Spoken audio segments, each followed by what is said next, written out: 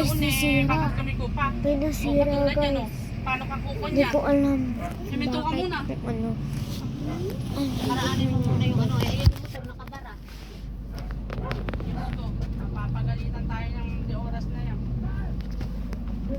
Guys, nasira yung motor. Dalawa naman sana yung monitor. Dahan-dahan ka baka mamaya rin maano ka tayo. Nasira guys, nasa loob ko din sa sasakyan. Lakas ng laga pag ano, di ba?